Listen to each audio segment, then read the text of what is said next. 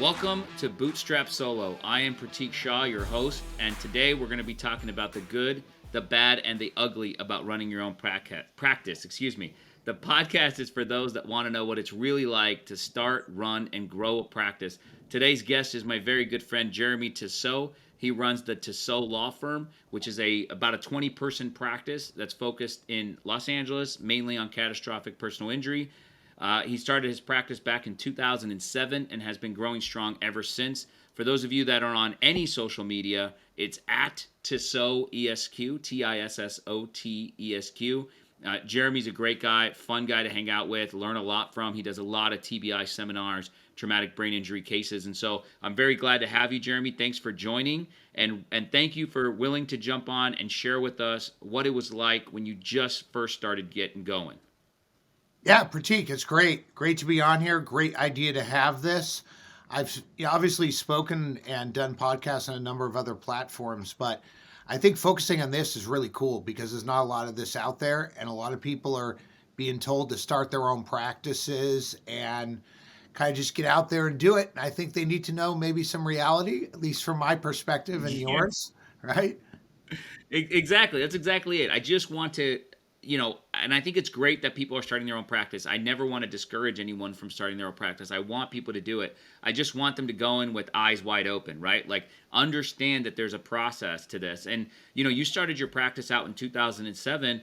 I guess let me start with the basic question is, after you started your practice in 2007, how long after 2007 did it feel like you finally got some traction and you were finally building the practice that you wanted to build? It took me a long time. I'll just tell you bluntly, because I just don't think everyone comes from the same model. So if you were working at like one of these well-known PI plaintiff firms in LA or anywhere else, whether it's maybe one of the smaller ones or the real large ones, you kind of know exactly what you want to do probably if you go on your own. You kind of know like, okay, I've seen what this guy's doing who's running the firm, and I may have an idea that I want to be like a small firm, or maybe I want to try to run some giant empire like that person, right? Maybe that you have goals in mind. I don't think everyone comes from that place though, and I don't think everyone necessarily has that mindset.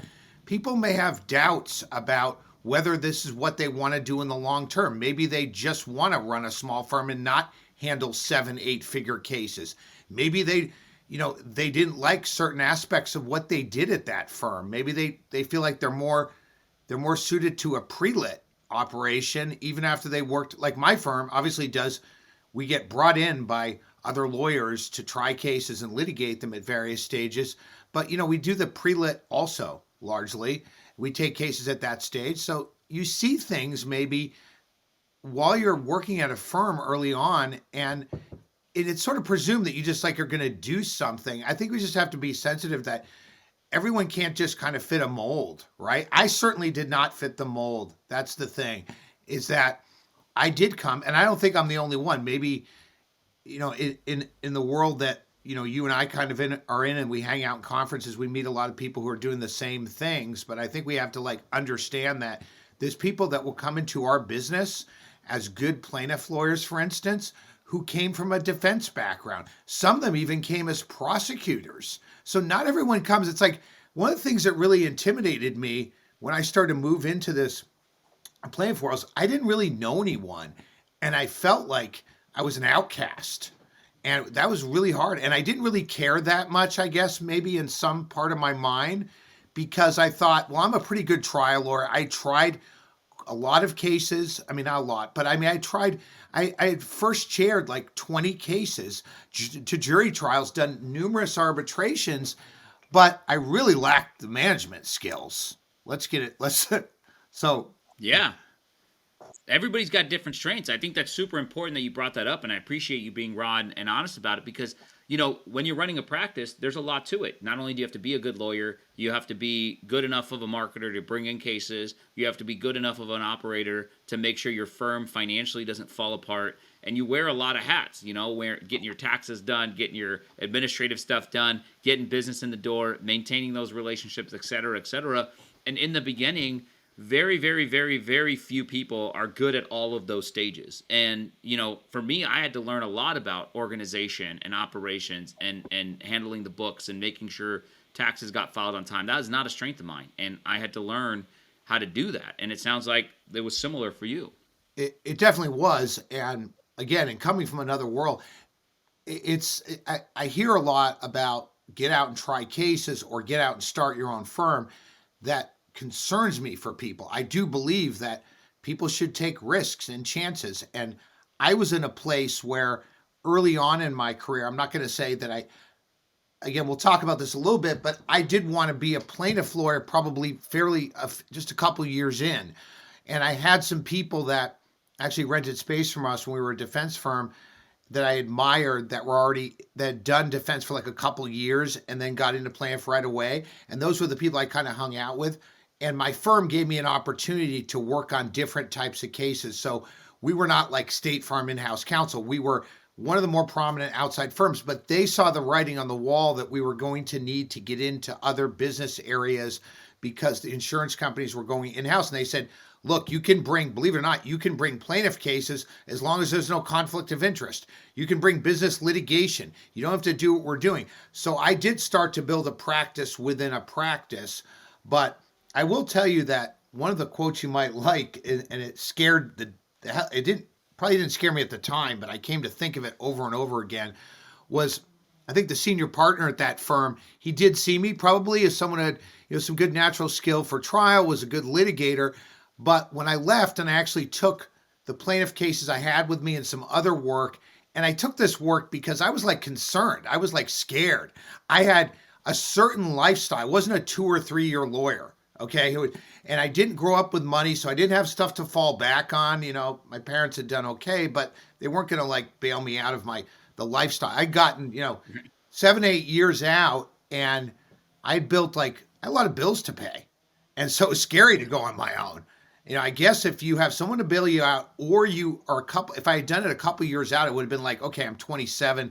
I don't really, but I was scared, and I was dead scared when I had to kind of take the leap rather suddenly, because things had just were not, the culture had gone way downhill, Pratik, where I was. Yeah, so I want to jump in on that a little bit. I want to dig in a little bit deeper when you say like, hey, look, a lot of people, I started my practice very, very early on, right out of I was a first year attorney, just going into my second year, and then I started my practice at the time. And it's different because my wife was used to not having any money, so it was fine. Our bills weren't very high. There was no lifestyle she was accustomed to. We continued to rent this like condo, and I shared. My first office was I shared it with the nursery with my newborn, and so well, he was 1, but around there. And so it is different. And now, if I had been a 10-year lawyer, or how long had you been practicing before you started your practice? Just about 10 years, but if you're a 10-year lawyer, you've gotten accustomed to a certain lifestyle, a certain paycheck coming in every 2 weeks, and money in your account, et cetera, and then to switch and say, I'm going to go start my firm, and I don't know where the next check is coming from. It's very scary.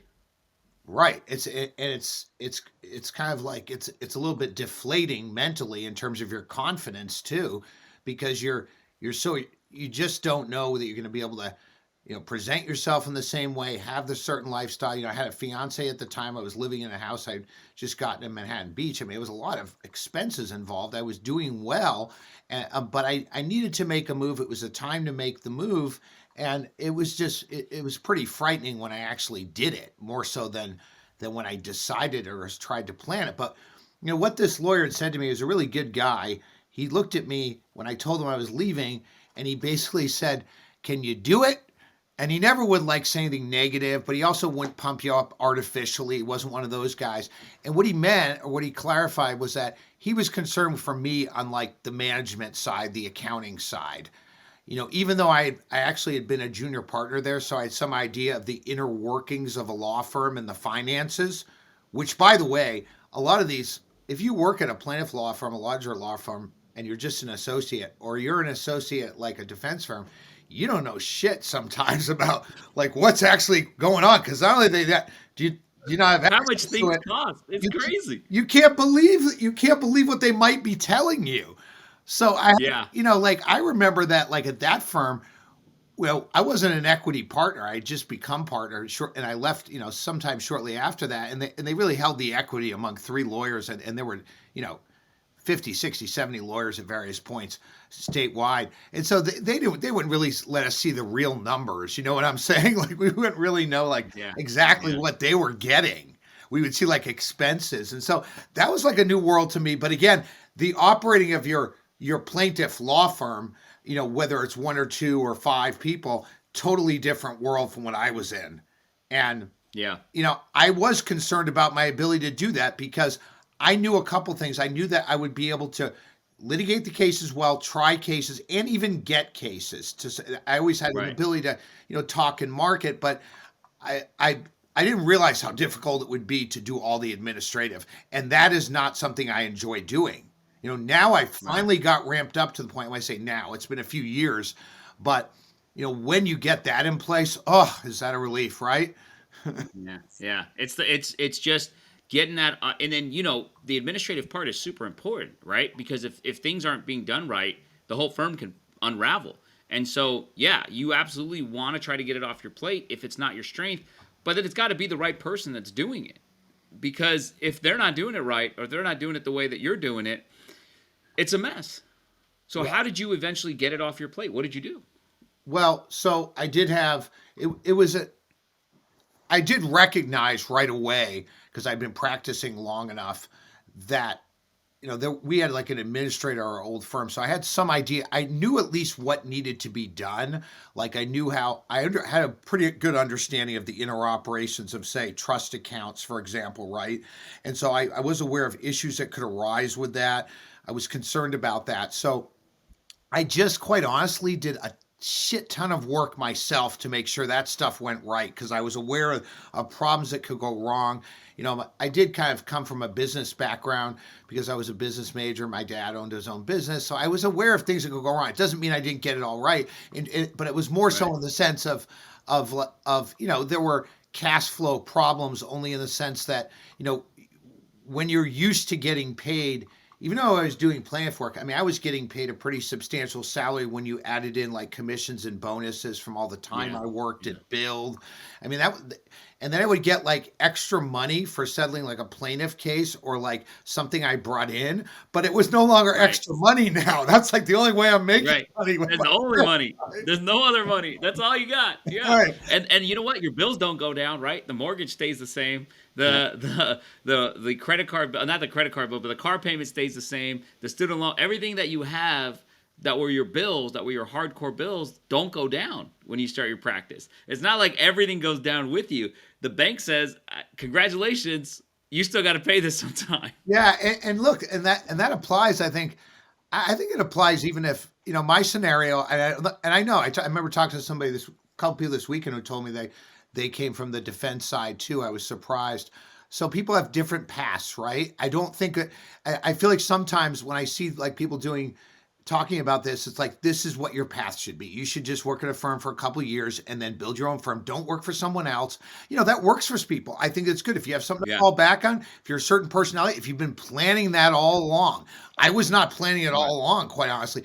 I really didn't know. And it was kind of sad to admit this, but I really didn't know like that. I can't say like I got like a year or two in and I'm like, I want to be like a plaintiff lawyer and open up a firm that looks like this Right. guy's firm. Because I was scattered. All I figured out was that I was pretty good at litigating and that I could maneuver my way around a courtroom and advocate. So I just was like, okay, I could do that. Let me just go to the next thing. Like, I'll do this. I went into trials early on. I probably did 4 or 5 trials in my first couple years, which was unusual, and it came mostly by somewhat of dumb luck because the files just didn't settle. And so I sort of focused on that. And then there was a lot of focus on my firm, unlike some other firms of that type, on developing business. But what I kind of left behind was like, okay, what do I want to be doing in 3 or 4 years? I just figured doing fine here. And I did think, eventually I'll go out and probably do something else, but I wasn't under pressure to do it. And that's the thing that's kind of scary is like all of a sudden you wake up and you are 7, 8, 9 years out, right? or something. Right, I don't. right. Yeah, you're just going day by day, quarter by quarter, year by year, and like you said, you wake up, you're 9 years out. So I want to talk about this. So you're 9, 10, 11 years out in that range, and you start having the conversations with your fiance saying, "Hey, I want to leave and start my own practice." How does she react? Well, I just think that it was something that I felt like I had to do because the culture of that firm had gone downhill, and so I was going to have to pull it out. But I mean, that was probably the hardest part because I was feeling lacking confidence then, and I always had this, I was at a year or two before that when the culture was a little bit better, at least. I had a lot of stress there because of people. It's just, when I say culture, I'm really just talking about assholes that were there. Okay. Like, Yeah, I don't yeah, work with them yeah. anymore. At a Let's be defense blunt. firm? Let's be Wait, blunt. assholes at a defense firm? You sure? Yeah, yeah. Yeah. Well, in the early days, it does change, but you do start to see things after a while.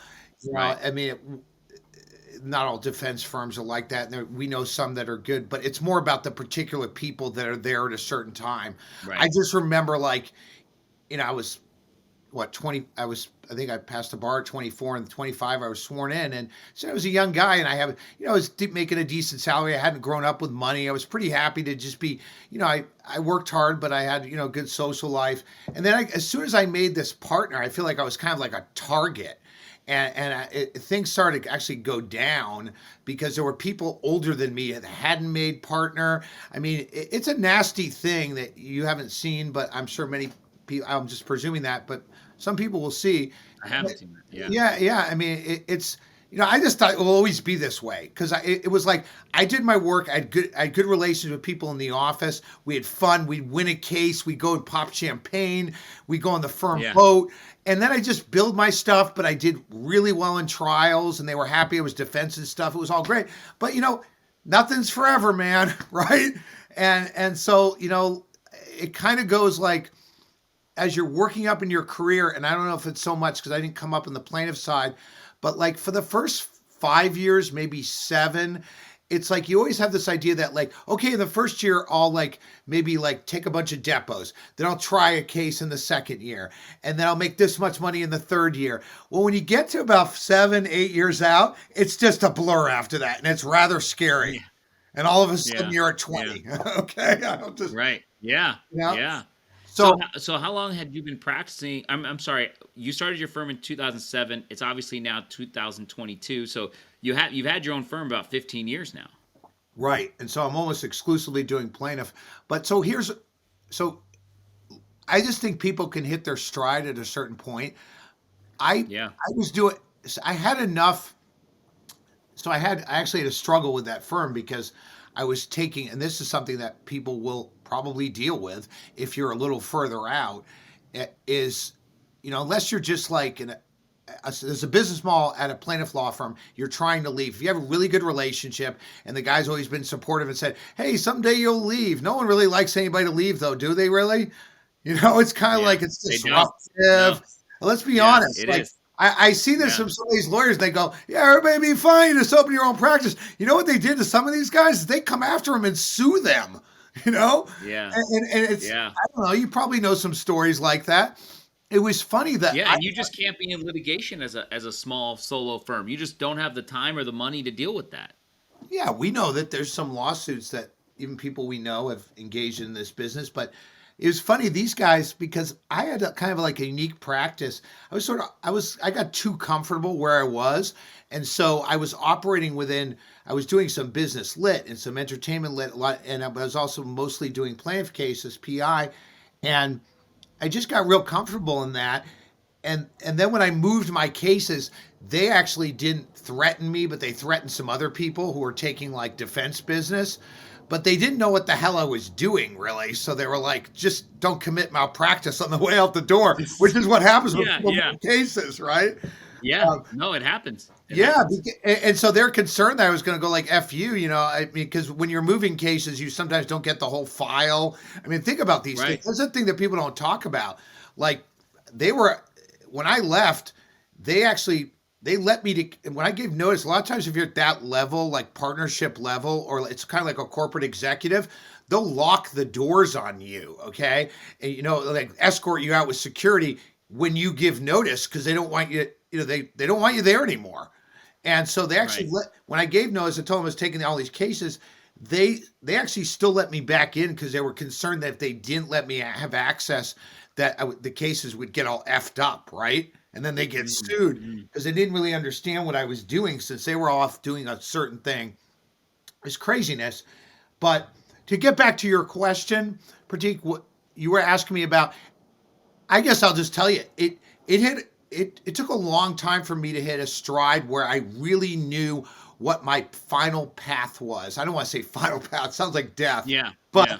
I mean Yeah. really what I wanted to do, because also when I came out of this firm, I was very concerned that I needed to have like crutches because hmm again, I'd gotten to a point where I was, if it was like early on, it would have been different, but I was earning enough money that I had too many responsibilities, family Right. and bills and loans or whatever, that Well, I like, so I had sorry, crutches, sorry. Go ahead. and my crutches were, I'll just say quickly, were that I had to have like some business lit cases, some hourly cases, because and so I was kind of all over the board, Pratik, about that. Even though I had litigated I had worked on like a complex brain injury case probably before anybody that's watching this podcast, assuming it's like younger lawyers, in about the year 2000, when we started figuring out that the plaintiff firms as defense lawyers were like coming up with this strategy where they had a team of lawyers that would manifest this whole brain injury case. Not to say it's not real, but they had a team that we had to defeat. So it wasn't like I wasn't doing important stuff or trying cases, but I never could hit my stride on this is the exact path I want to have. And I think Right. I'm not. I'm sure I'm being brutally honest about this, but I'm sure I'm not the only one who has had that problem. No, no. I mean, that happened to me. I started my practice. I left the DA's office, and my first, I thought I was going to be a criminal defense lawyer because that's the Yeah. natural path after leaving the DA's office. Right? Is, hey, I know how to do criminal law. I know how to go try a case. I know how to prosecute a criminal case. I know what the defense does too. And then it wasn't for me. I realized very quickly, like, that's just not my path. And then I had taken some family law and I had done some stuff like that because you need some hourly stuff to bring the business in. I'd co-counsel with family law lawyers to make sure that people were getting proper representation and just make sure that I was competently representing people in areas of law that I didn't know while still trying to make a little bit of a living and pay the bills and keep the lights on. So yeah, my path wasn't direct PI. I'd never worked at a PI firm before. And so when you say it took you a long time, that so for some people they might think 6 months is a long time. When you say Yeah. long time, what do you mean? Well, I look.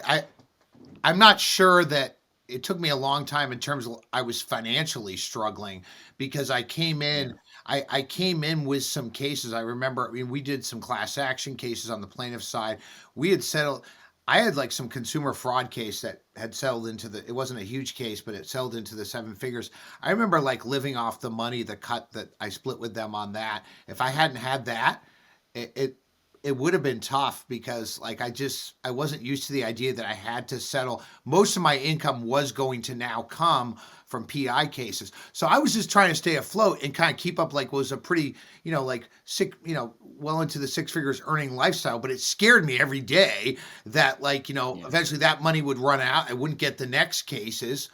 And then I remember just diving into like, I had cases in motion. So I just started like trying a case or arbitrating a case. And so it wasn't, I would say it was 5 years in that I figured out I just kind of need to focus on like one thing now and not one thing. I mean, it wasn't as narrowly focused as I am now. I Right. have a really clearly defined path. And to be honest, I mean, what I want to do, and again, like I had opportunities presented to me, so I honestly don't think the way I should have the vision I have now, and I'm saying this is to be humble because of the fact that like I didn't have a clear vision till probably 3 or 4 years ago.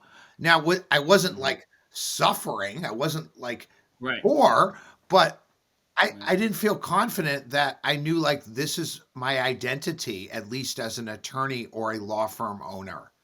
And So this is who I want to be, and this is what I want to be known for. it didn't come for you right away. It did And come to me I think right that's away. really important. Yeah, and particularly, it wasn't like I was like, living off scraps, but still, Right. like from a mental perspective, I kind of felt like I had a little imposter syndrome. Like, is this who I am, or is this who I am? Now I know who I am in terms of, I'll just say, not everything, but in terms of Yeah. like, this is how I identify myself in this profession. This is what I have a skill set at. This is what I really feel like if I'm going to get up and try to teach people, or maybe be on a platform, that I'm not pontificating, that I really do have some knowledge, and it's pretty narrow, man. I'm not going to tell you, I'm not going to go up. There's a tendency as younger lawyers to be like, people call you, and I love to say this to people when they call. I go, I just don't know that.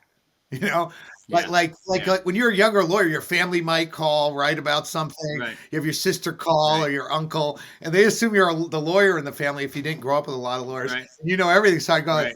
I don't know that. They're shocked, as Yeah, yeah, that's a good like a question. doctor doesn't Yeah. know something, right? So It's like, hey, that's a good question. If you find out the answer, tell me too, because I don't know what it is. right, so they assume we would know it. It's this something called presumed competency that most Right. non-lawyers have, until you, I guess, show them you're not. But Yeah. I actually like to tell people now. I think I probably had like a number of lanes I was in for a while, just because I knew kind of, okay, I know how to do a traumatic brain injury case. I know how to do a catastrophic injury case. I can do a spine case. But I also thought, well, maybe I'll do this too, because I could do that too. I'm making some money on that. Well, there it and I know something about that, but I think my Yeah. lanes are pretty narrow right now, and I like it that way. I'll tell you. And I think you bring up a good point. And somebody said this to me, and I thought it was just really brilliant. Is that the the the the more success you have in your business, the more success you have in your career, the better the opportunities that you have to say no to. So So a call you might get that says, "Hey, you got this great business litigation case, and you know how to do business litigation, and it might be, financially lucrative, but you know what? Maybe 5 years ago you would have taken it, but now you're going to say no because that, even though that could make some decent coin, that's not what it is you want to do or what your purpose is." that's so predict that is so spot on, man. And I never really saw that. I mean, I kind of saw it wasn't about the money. It was so much like, that's like I'll make a ton of money, but it was like, why would I turn that down? That's a comfort zone. That's something I know. Well, I'm not necessarily of the philosophy that some people have to have super narrow practice area, like a niche within a niche, necessarily. Right. I do understand. Like, I see, like, I spent a lot more time in the business of law these days, right? So Yeah. I like to, ideally, I see myself with having I was able to really pull together a good team the last few years. And I'm talking about people that it takes a long time, and part of it is reputation in the industry. So if people know and want to come work for you, I'm very fortunate to have that, but it took me a really long time to have that. And as you know, it's not so easy to find people these days. So I'm very grateful for that. But when you're working on all these different things, like I see a lot of lawyers that go out there, I'm not judging it, but they're doing, I see like the personal injury and the employment, right, together. Wow. I did employment law. I defended employment law. I've done some of those cases. I'm not, and if I needed to do it, I could do it. But like, you're gonna like know a TBI case, and you're gonna understand like spine stimulators in the back, and you're gonna be able to explain that to a jury, and you're also understand all the law about wrongful termination and every current case decision when you're getting a summary judgment motion. I don't have the bandwidth to do that now. Now, 5, 7 years ago, I'd be like, yeah, I know all this shit. Now I realize what I don't know. Right, right. And it's almost like peaceful realizing that and saying, "Hey, I know what I know what I'm good at, and it's easy for me to say no." Because in the beginning, there's a lot of stress of, if I say no to that opportunity, like, what does that mean? What if I don't get another case? What if I don't get another brain injury case when that's what I'm focusing on? And I just went ahead and said no to this great case. There's a stress as you're building a firm. You're obviously at the point now where these cases are coming in, people trust you, you have the right reputation when it comes to these cases and the results and all that stuff, all that good stuff. But in the beginning, it's scary. You just don't know. So those first 5 years, I want to talk a little bit about that. You've got kind of at those first 5 years, you're kind of running a variety of different practice areas. It seems like, you've got some business lit, you've got some hourly stuff, help keep the lights on, help fund the lifestyle, and then you've got these plaintiff cases that you're really enjoying, but quite frankly, they just take years to pay out for the client as well as the lawyer. And so everybody's kind of just pushing these cases along. But in those first 5 years, can you look back and think about kind of one of your like darkest days? Was there ever a time in those 5 years where you were just like, I don't know if I should just go back to hourly, or if I should just go find jobs somewhere, or, I'm not even sure what I'm doing here? Yeah, I think that there's to say that there was one dark day would not be honest. I try to put those things behind me so it doesn't jump out immediately. But I do recall that what would happen to me is that I would get so wrapped up. And when you're running a small firm, this is scary, right? I get so wrapped up in the case I was handling. I'm so driven to do well and win, and more importantly than money, get results for the client. I was handling cases all around the state. I still do that, but I do it in a very refined manner. So if I'm going to go up and try a case in San Francisco, God help me that my office in LA is going to be set before I leave. So I just remember a dark time being, going up Alameda County to try a case, and the reality setting in that was like alone in a hotel room, and I didn't have the comfort of like, my family or friends in LA, and I was like going to be here for fucking 3 weeks. Sorry for the cursing, but it was, Yeah. and I'm in a hotel. It's like the Crown Plaza because there wasn't really anything else close to the courtroom. I'm like, what am I doing here? And like, and when am I going to get back to my office? That basically I'm the only one who can look at the books. I don't trust anybody else, but I was Yeah. like, think about this, like, couldn't sell the case. Wasn't so keen. I had tried, obviously, jury trial. Had a number of jury trials before then, but it wasn't a great time for me to be traveling for a case I probably shouldn't have taken in Northern California and spending 3 weeks in a hotel room while I'm still trying Well, to. and 3 weeks in a hotel room ain't cheap, Yeah, right. No doubt, man. And that right? the bill keeps clicking and clicking when the judge goes, "We're going to do a half day tomorrow." I'm like, "Oh shit, You're like, this is a 5 day Judge, estimate. Went to 3 weeks." I'm like, you're like, Judge, let's just keep at going. My one point I witnesses was are here. gonna, We're ready to go. yeah, at one point I was gonna go home because he's like, "We're dark on Friday." I'm like, God, if I go home, it's gonna cost me even more, So I'll just Right. I stay might as there. well just stay. These Yeah. are things So you now you don't got to think stay the whole about. weekend. Pratika, you don't think about this stuff, right? I mean, look, and Right. even I remember trying a case in San Bernardino where I felt like after a couple days, I couldn't go home. I needed to be there for the last couple days because at that time the traffic was so bad, and I thought I just need a war room. And the war room in San Bernardino is not a nice war room either. It's like we're Yeah. like Yeah. in, but it was like I just need to stay there. So look, you have all these expenses, and normally maybe I put them on like the old firm's credit card. Now it's like me, you know. Yeah. So, Yeah. You're like, yeah, as you're handing over the card, you're thinking about like, oh my goodness. yeah, and so that was one of those things.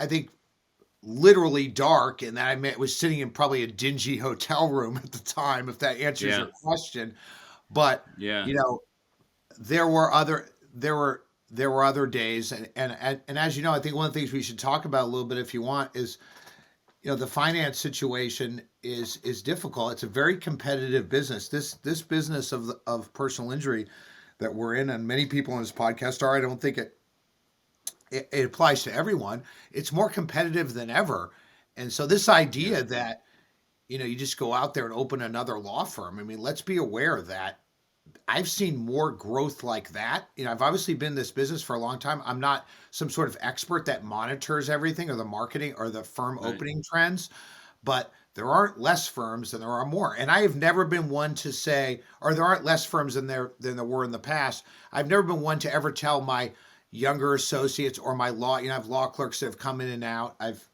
to say, this is going to be real tough for you. You shouldn't have been a lawyer or you Yeah. shouldn't become one. Look, there's enough business for someone who works hard, is competent, has passion.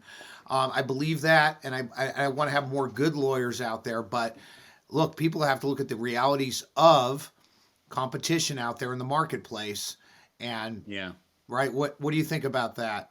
What do you see? No, I think that a lot of people, I think a lot of people, are good lawyers, and because they've been a good lawyer for a long time, they say, "Hey, I'm going to go start my firm," but they don't think about things like that. Like I didn't necessarily think about that. I come from a little bit of a business background, and just having done some sales and stuff before I went to law school, so my mind naturally goes there. But yeah, like the amount of competition that's out there, not just competition, but that your competition is super well capitalized, Right, right? This right. isn't this isn't competition of people struggling to pay bills. This is competition of people spending $1 million a month on advertising. Now at the same time, now that we know the competition, we know the struggle, we understand the hard work it takes and the dark days that come in, but the important question is, would you ever trade it away?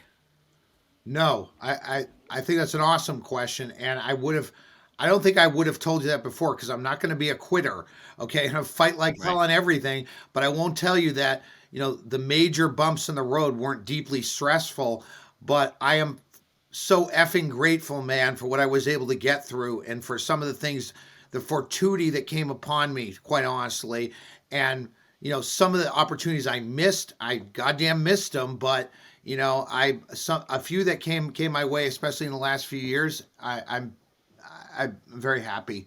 And And again, and your mentality, something you said, I think is a mentality everybody has to adopt, which is those opportunities you missed them. You got to move on. You can't be beating yourself up and saying, "Oh, I should have done that and I should have done this," because every single person running their practice, every single person has made mistakes in missing opportunities, or like what you talked about that Alameda case is like taking a case that they shouldn't have taken because they saw the dollar signs or whatever, and they yeah, thought like this was going to be their. I've done that. I've taken a case where I've like ignored all the red flags because I'm like, this might be really good, and then I get stuck in it, and I'm like, I knew I shouldn't have taken it. I should have trusted my instinct, and my instincts. But the reality is, your instincts get developed over time, and you start understanding what the red flags are and why you should be saying no, and the mistakes you've made, you have to learn from them and you have to move on from them. yeah, What do you say? I think you said a really important thing because we were talking. You mentioned something that's along the lines of case selection, but like for me, quite honestly, like it wasn't it wasn't so much about like I needed the money. That's why I was there. I ended up in a place where I'm like, F it. I was so pissed off. I'm like, I'll just go up there and try it. And I cared about the results so passionately. But look, that's emotion kind of getting in the way. And I was Mm-hmm. probably too far gone on it. But I think that's a lot of like, you see this like justice warrior thing in our business and all that. Like, look, I spend so much time. Ideally, what I want to do now that I've really hit my stride, and hopefully I'll continue to, and we have to be aware nothing lasts forever. Let's keep it going. But I want to focus on the one thing that I think it would be good for people to know, because I'm sure there's people listening who are not just the 25-year or 25-year-old or 30-year-old or 35-year-old that's Right. opening in practice, is that we should talk about this. Is that one thing that's really helped me is, when you get to kind of like as far out as I am, you start to lose touch with things like Mm. technology and Mm-hmm. hands-onness and keeping up with what's being done, like not just MCLEs, but like what's the Right. business of law. One of the things that like Mm-hmm. really ignites me is I love to stay up with technology. And I think that's a little odd for someone who's been practicing as long as I am. I see that like if I fall behind that curve, I'm going to fall behind I'm going to fall way back in the pack. So Right. That's right. I'm always talking to my associate and be like, what's with this program? What's with this company? Can we use this? I'm not always getting into it myself, but I'm like, can we use this? Can we Right. try this? Are we missing this? Right. And it's like, Right. because once you fall behind that, you're going to, like, we were talking about running firms against a small guy running against, and I don't want to discourage people, but like you said, Yeah. you've got marketer firms marketing out there spending $1 million or more a month for cases. We know that. How can you compete against that? Well, being really nimble on technology. Can you talk about that? What Mm-hmm. you've seen a little bit? Yeah, 100%. I think it's such a game changer. You made such a great point in that if you fall behind, like even once you've turned that corner, whether it's 3 years, 5 years, or 7 or 10 years for you, once you've turned that corner and you're finally hitting your stride, don't take your foot off the gas, right? If you take your foot off the gas on learning new stuff, if you take your foot off the gas on being hands on and understanding boots on the ground, then that's when you start falling behind. Like your business is either growing or dying at some point. It's never stagnant. It's either growing or dying. And so you got to make sure you're always pushing forward. And so the one way to always push forward and compete is technology, right? Obviously, I run Esquire Tech, but there's a million other technology platforms out there that help small firms run efficiently, that compete. Because when you're small and you don't have 10 people working for you, you're doing everything yourself. And you're either going to work 100 hours a week or you're going to leverage technology to not have to do that. And so those things are super important. I mean, there's just like a case management, something as simple as a case management software. There's 20 different ones out there. You got to find the one that's right for you. The having everything set up, especially nowadays. I mean, even back when I started, which was 2013, so it wasn't that long ago, but there was no Zoom depots. And so if I wanted to take a depot in a faraway place, I had to go there. If it was in Modesto, I would have to drive there. If I would, I'm in San Diego, so if it was an LA depot, I'd drive to LA, and sometimes the witness doesn't show up.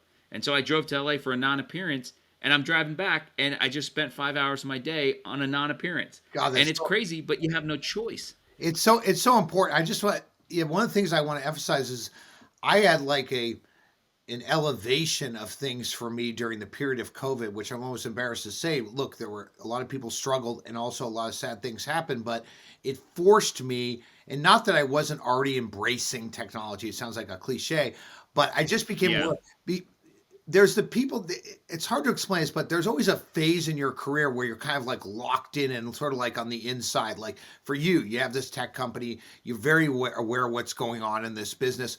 But, sometimes people are like, I've seen lawyers, like they think they know it all after a certain period of time. So you'll see that guy who's sort of like, he's just out of touch, and he could be younger than me, or he could be a lot of times a lot older. That's true. And maybe maybe like in the 90s, or like, I don't know, even 2008, he was like the guy who like knew everything that was going on in the business. He knew the code, he knew like the latest technology, but now he's not. So like right now, I feel like I'm on the edge of the business of law. I talk on some of it. I moderate on some of the stuff. So I learn it, and I have to learn it, right? In order to be like a host or a moderator with a tech person or a marketing person, I need to learn it. So I read about it to prepare. But like, I don't want to turn that corner and go down that road where I think I'm just kind of like, it's like a marathon and I'm just jogging it. And then that guy's coming up behind me. And I think that's very easy to do in this profession, because lawyers have this ego and we get comfortable. And there's going to be a next phase. I think this phase of COVID was, to me, it's like one little thing dramatically changed the industry. And it's a small little silly thing. Is now we used to get a pile of mail in our mailbox, right? With every goddamn document served by mail. Stupidity. And then somebody has to go through that. The worst.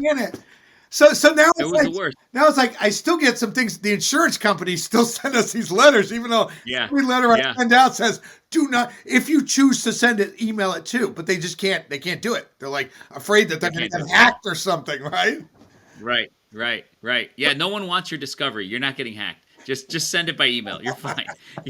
Like nobody wants to read about form rogs other than us. Right? There's no one hacking. There's no hacker group out there trying to hack your discovery. Like let's just really have to make. Think about all the changes we still have to make, though. We're still using the same form interrogatories. By the way, dude, we're using the same form interrogatories that they were using like when I started, which is a long effing time ago. Wow. Nothing has changed. Like you think that like for you. I mean, don't you think we should modify those to make those more practical? Like, oh yeah, I mean, some of them are a little like totally outdated. I mean, but we are in an outdated profession. Like, let's just be honest about it. And we talked a little bit about the COVID technology boost, where really the profession was pushed almost 15 years ahead of its time. I think. I mean, the idea of Zoom depots and all that. I mean, just the idea of Zoom depots or Zoom court appearances was unfathomable 3-4 years ago. Like, if you told somebody we should be doing depots or we should be doing court appearances by Zoom, they would have laughed in your face and said, "You're crazy. You can't do that." And not that they laughed in your face, but I remember like, and there's a case I ended up trying, but we had witnesses all over the country, right? And so I remember I needed to go to Tulsa, Oklahoma on a case with about 50 witnesses, going to be a 3-week trial. And like, I think that was a one case that we did like a video deposition because the guy refused to do it otherwise. But like, why the hell would I mean? It's just unbelievable. Like, I was gonna fly to Tulsa. You know how hard it is to get to Tulsa, and the amount of like time Yeah. and money. Like and then what would happen is if you suggested the technology that did exist at the time. You know it existed. Right. Video depositions, remote depositions. The defense lawyer would go like, no effing way, you're crazy. No one does that, right? And now they Yeah. sit back Yeah. in there. No, it's absolutely Now right. they're sitting on the But, couch. You know, it's so nuts. yeah, no, and bringing it back to your original question of leveraging technology as a young lawyer, this goes back to that, right? Like, think about the cost savings of not having to fly in 20 witnesses or fly out 25 times to go take the deposition of these witnesses. A lot of times it used to happen, forget the drive to LA, but I might have a witness deposition out I had a witness deposition out in Idaho, and I flew out there, and then the witness was like, well, I'm not sure I can really make it work. And can we bump this to tomorrow? And I was like, wait, I'm here. I flew to Idaho. I've Oh, never been to yeah, Idaho in my life. yes. We had a Why case. I'm in Idaho for you, and now you want to move the depot?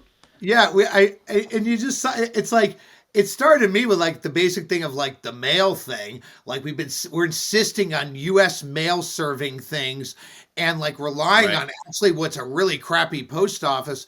And like I remember some lawyer who was like a really older lawyer, and not to say that that's the issue, but he was like he didn't get the idea that like we have electronic service, now, and this Yeah. recently, and I'm like, dude, no one's. Right. I mean, and it should have happened like 15 years It ago. should Like have happened you 10 said. years ago. Yeah, absolutely. And the Everybody same has with email. Zooms, Like, but I don't like, know anybody who doesn't have email. okay, and so here's another thing is like when you're thinking about, I really thought when you're thinking about like the need for an associate attorney or multiple associates, Yeah. when Yeah. when I was a newer attorney, whether it's playing for defense, one of the things I ended up doing because before the PI hubs, and it's still true on direct calendaring cases, you got to go to a status conference or a CMC.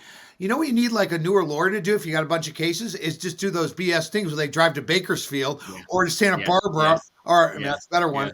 Yes. And so like I thought to myself, what I started doing was like even what you were saying, like driving to that depot that may not even be a big depot, like defending maybe a soft tissue Yeah. case depot early on or something, right? That's hours and Yeah. hours in LA. Or Hours. Yeah.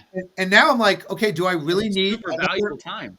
do I need another associate attorney when the court appearance that would involve me when I lived in, I think Hermosa early on in my career, I had to get up at 6:40. Or I had to leave at 6:45 to get to that 8:30 court appearance, and then I'd bill for. And then another hour back. I mean, that was 4 hours. Now this guy can jump on in 15 minutes. Do I really need to hire an Yeah. associate? Because that, Right. if it was all those court appearances, I'm talking simple stuff, all those simple defending a depot, Yeah. I didn't need another Yeah. associate just for that if it was the old way. Right. Right. So Well, now, so, I mean, Zoom mediations, all these things, right? Like, I remember very, very early on, and it's like I'm driving to a mediation and I'm trying to find parking, and it's like $45 for parking. it's And I was like, crazy. geez, this is crazy. And the client's $45 calling for you. The parking? client's calling you and saying, "Do I have to pay the $45?" I had to pay for parking. It's in. Yeah, You yeah. pay for it. Yeah. So- And you're like, okay, let me run out and put my card in and get your parking taken But care what of. this But like, changes also is the ability, if you are starting your own practice and you have maybe a lot of cases or you expect them, maybe you don't need as many people. I'm not saying that you need to do the economic Right. calculations, but Right. like Right. I may need one less associate because if I'm comfortable with it and it works, I may be able to I can give someone else that. So it changes Right. the economics. It allows us to compete as David's against Goliath a lot more effectively, don't you think? And we see that with some of the 100%. technology that you know. 100%. I mean, the reason that the origin story of Esquire Tech is me being my own lawyer in my own practice, just me having to do my own discovery and copying and pasting questions onto a Word document and spending 2 hours doing that, wanting to pull my hair out, and it's like I'm going gray because of discovery because I'm copying and pasting, and hiring people is scary because the last thing you want to do, you finally get some money into the firm. You're like, okay, I need to hire somebody so I can stop doing everything myself. But then you're like, the last thing I want to do is hire somebody, and then what if my cases don't settle, and then I can't pay them, and then I got to let them go after 6 months? Like, I don't want to do that to people. Yeah, and They you're leave also their job, they join me, they rely on me, and then I have to get rid of them because I don't have the money to pay them. Yeah, and let's not That would forget suck. let's not, yeah, good point. And let's not forget also that there is fatigue and emotions involved in the process of dealing with human beings if you care. Hmm. And so, when you have something like an Esquire Tech or an outsourcing, it dissipates some of that because look, the next thing you got to do with that you didn't deal with probably at your bigger plaintiff law firm you worked at or your previous one before you opened your own firm is you didn't Hmm. have to deal with employee and employee management issues. And that's Hmm. a thing too. Hmm. It's hard to find labor now. People be aware of this, right? Hmm. People don't want to work as Yeah. much. It's you. I'm sure you found this. It's a And it's little. easier than ever to start your own, right? There's no barrier to entry, right? The barrier to entry 25 years ago was you had to have an office, you had to have a receptionist, you needed to Yes. have the books to do research. Yet, and obviously that went away pretty, about 10 years ago. Even when I started my practice, I used Google for a lot of research, or I went to law library, True. or relied on other people's motions and stuff like that because all those tools were there. I didn't have money to have the law books, and so. But now it's even better because now it's the barrier to entry is nothing. So you're not only competing with other law firms for good people, you're competing with the idea that they might want to go out and have their own practice. I mean, recently I've had my practice I've been on my own for about 9 years. Recently Right. left and joined Brian Panish's office, but that was a tough decision because there's so many benefits to running your own. That's what you're competing against, right? You're competing if you really want somebody who's a good lawyer and somebody who is a hard worker and really understands their own value because they know what they can bring to the table. You're not just competing with them being wanting to go work at some other firm. They might want to go out on their own, and so you have to make it worth their while to say, "Don't go out on your own. Join me." And so Great point. that's really what you're talking about is not just the competition of all the people running practices. There's no barrier to entry. Technology is making it easier than ever. So if you are running a practice and you want to hire people, it is tough to find good people. It is tough to make sure that they're happy there and that they feel like they're being valued. And what you talked about very early on is that you hit a stride now where you have a vision of what your firm is. I think that's really, really important, right? If you have a vision of where your company is going, whether it's a software company or a law firm, or if you have a purpose of what you're doing, not just I want to make a little bit of more money than I did last year. Yeah. It's hey, I'm trying to actually do something here. People will believe in that, and people want to follow that and be a part of something that is going somewhere. And so you have to have that. It may take you a while to get there, but I think you have to have that. Yeah. What do you think about that, Well, Jeremy? I just want. I think it's all just so well said, but and it comes from. Are we back? Can you see me? You're good. Okay. Yeah, keep Yeah, going. so I think the thing that's an issue is that think about I mean it's great to have the technology, but when you're at that larger firm or that that firm where you're just an employee or an associate, you're not dealing with the human resources issues. And Yeah. now, I mean, I'm fortunate and again, it took a lot of struggles that I do have people that want to work for me or may see me, at various events and say and know who I am. So it's easier for me to get better employees. But it was basically not like that for almost all of my career. Now, when I worked at Yeah. a bigger firm, they were like maybe offering initially more, right? And certain people wanted to work at that firm because they knew they were going to get certain benefits and prestige and all that. And smaller firm doesn't look like that. At least it doesn't from the outside, but it may have other It benefits. doesn't. Yeah. Yeah, Yeah, for sure we do. you may have less politics, and it's very important to have a culture. It sounds like a buzzword, but it's more about can Yeah. you work in that setting and can it make you happy in the long term and not just with the work, Yeah. but do you get up in the morning, get your cup of coffee, and sit down and feel like, oh, is this going to be a drag and it scare me, or does it just I can feel the light beaming in from the windows. Those are the Right. those are the ways that we approach life. I think is that I had days where it was like, oh God, where's the next fire? Like, where's the hose for the next Right. fire? Right. Right. You just been Right. a fireman all day. Right. Exactly.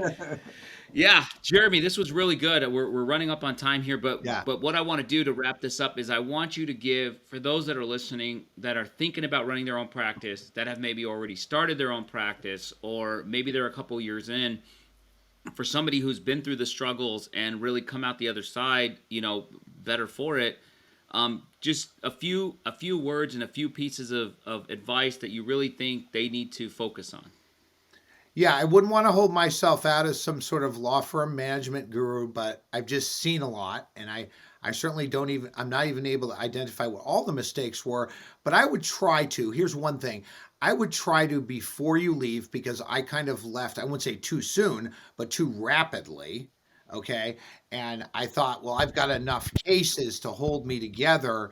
But the problem I have is identify your strengths and weaknesses. So if there are the if there are the categories of marketing, number one, can I get cases? Who's going to do that? Firm management and finances, number two, and then the actual work, be it litigation, pre-litigation, or trials. Make sure you know where your strength lies and try to plan a lot to focus into that one of, assuming those are the three big pots. Make sure you're really ahead of the curve. Like more has been put in. You're like a couple steps ahead on that one area that you know is weak. If you haven't identified that weakness, you're not ready to go yet. Yeah. And I'll say, I think just that's one, super important. I think that's, go ahead. yeah, I'll say one other thing is please try not to listen to just one source that says, for instance, you should go out on your own now, and this is how you should do it. Try to reach out to people. I don't know it all. I come from a different path. I don't come from the straight, work for that plaintiff firm and then 2 years did my thing and a little mold thing.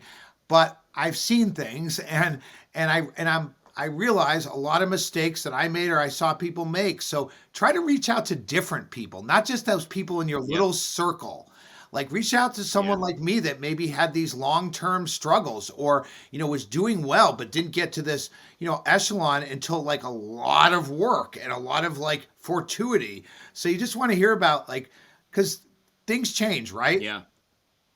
No, I think what you said is very true and very serious, which is, don't get stuck in an echo chamber, right? It's very easy to fall into a circle and listen to the same 10 people over and over. Maybe it's the people you follow on Instagram, or maybe it's the friends that you see at conferences, or maybe it's the people that you went to law school with, or whatever it may be. It's very, very easy to get stuck in that echo chamber where everybody just says what they want to hear, and having the initiative to say, hey, I follow Jeremy on Instagram. I like some of his stuff. Let me just DM him and see if he'll respond. DM 50 people and somebody will respond. And honestly, what I've seen in the plaintiff community is if you DM 50 people, probably 49 will respond because everybody's been so friendly. And I haven't really run into many people that are just like, I'm not going to help you. Why would I help you? You're my competition. I don't really see that in the plaintiff community. I think most plaintiff lawyers are a rising tide helps lifts all ships type of mentality. And if you reach out to 50 people, you'll probably get 49 that respond, and the 50th person probably just didn't even see it. So yeah, I 100% encourage people, reach out to different people, learn from different people. You're going to learn something different from everyone, and you have something to offer. Even if you're a brand new lawyer, even if you're just starting out, you have value that you can offer to that person too, and come from a mentality of, this person is taking time out of their busy day. Jeremy, for example, works on catastrophic brain injury cases. He could be spending time working on a catastrophic brain injury case. Let me see if I can provide some value in some way or shape or form as well. And not because anybody wants you to do that, but because it's the right thing to do, right? Which is It I want to show absolutely them is. that their time spending with me is not wasted. And it may sound a little bit cheesy, but when you get to a certain point in this profession, you're looking for rewards. They don't all come from the glory and the finances. They kind of come from Right. connection with people. Connection Hmm. is so important, and I mean this emotional connection, this ability to help them. And again, I don't think that I'm a know-it-all, but I would probably tell people, because I am connected to people in the community, and I've seen maybe their struggles are overt, or I've seen what they've accomplished. I would just tell them, hey, I don't have much that I could tell you about what your business model is going forward because I had a different path than you, or it looks like you're going in a different route. But why don't you talk to this guy? He had success, or he Yeah. went this way. And so I know those people Right. are, and I will tell you that it does make me feel good to talk to people. And they sometimes think I don't have time, but it's part of what I do. And so I want to talk to Yeah. them, and I'll tell them straight up, like, I don't know that, but yes, please like open up the circle when it comes to Right. everything. So if your circle is just like that one lawyer that you're referring cases to and kind of wants to keep you in that clique, I see that. Please try to talk to other people and just say, because like you said, things got different in COVID. in the next phase of this practice, there'll be something different going on. So it's never going to be the same. And I just would encourage people to open that circle up and just try to talk to people. That's exactly right. And let's end on that. I think that's great advice. So thank you for being here, Jeremy. Really appreciate it. You can find Jeremy at Tissot Esquire, or Tissot ESQ. That's Tissot ESQ. Thanks for listening or watching. We'll see you on the next episode of Bootstrapped Solo. And remember that just because guys like Jeremy make it look effortless, it doesn't mean that it is or that it was. Not at all. I love being on here. I think it's a terrific idea. I welcome any questions or sitting down with anyone. Please do follow me on social media, and we'll see all you guys around. Thanks again, Pratik. Thank you, Jeremy.